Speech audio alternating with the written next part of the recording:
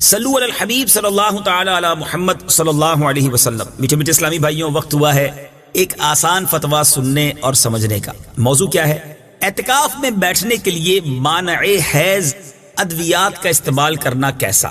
عورتیں مخصوص ایام کو روکنے کے لیے اعتکاف میں بیٹھنے کے لیے جو دوائیں استعمال کرتی ہیں، یہ سوال آج اس بارے میں ہے۔ سوال یہ ہے، کیا فرماتے علماء دین اس مسئلے کے بارے میں کہ اگر کوئی عورت، کوئی لڑکی اعتکاف میں بیٹھنا چاہے اور اعتکاف کے آخری ایام میں اس کے حیض کے ایام آ رہے ہوں، تو وہ کیا مانع حیض ٹیبلٹ استعمال کر کے اعتکاف میں بیٹھ سکتی ہے؟ جواب، بسم اللہ الرحمن الرحیم۔ عورت کا مانع حیض گولیوں کا استعمال چاہے اعتکاف میں بیٹھنے کے لیے ہو یا کسی اور وجہ سے، دونوں صورتوں میں شرعی اعتبار سے جائز ہے۔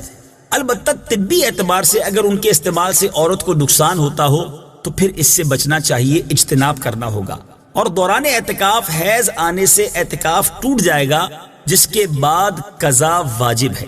واضح رہے کہ گولیوں کی وجہ سے اگر حیض نہ آئے تو وہ حائضہ شمار نہ ہوگی، حکم طہارت باقی رہے گا، روزہ رکھ سکتی ہے اور اعتکاف بھی کر سکتی ہے۔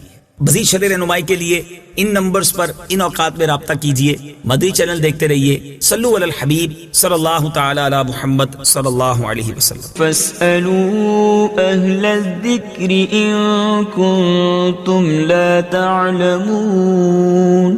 تو اے لوگو، علم والوں سے پوچھو اگر تمہیں علم نہ ہو۔